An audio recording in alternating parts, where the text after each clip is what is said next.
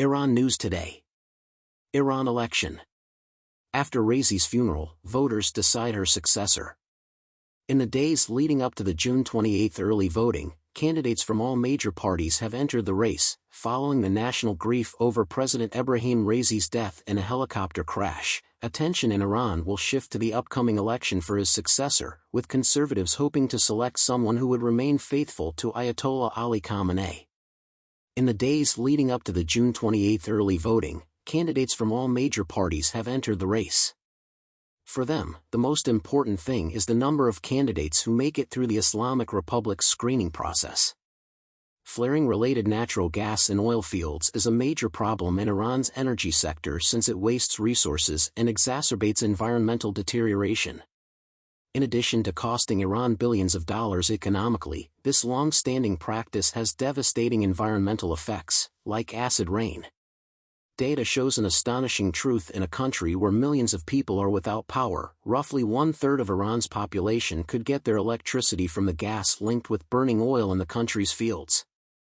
As a byproduct of refining crude oil, related gas is a natural gas mixture mostly consisting of methane.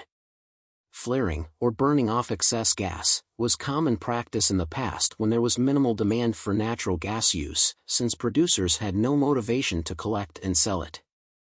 On the other hand, natural gas has been an essential component of petrochemical production and an invaluable asset for power generation for quite some time.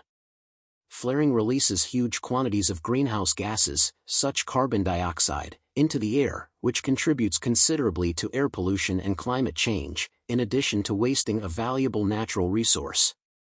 Because of this, a lot of nations have made it illegal to flare, unless there's an absolute necessity or for safety concerns. This is not the case, though, with Iran. Pollutants released by flaring.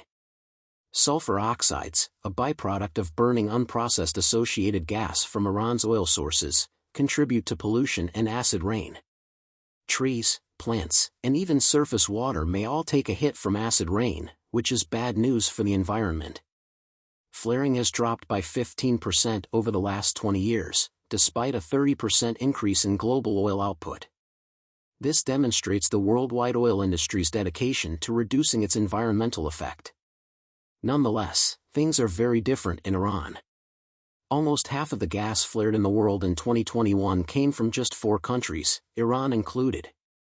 Flaring is a major source of pollution, but the Iranian government has done nothing to stop it. Missing regulations and protections for the environment.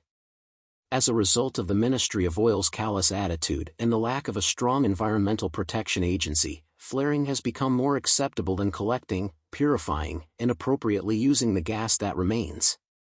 Despite the implementation of certain smaller projects, their efforts to gather the gas have been inadequate. With an annual flare rate of 18.4 billion cubic meters in 2021, Iran ranked second globally for flaring, only behind Russia.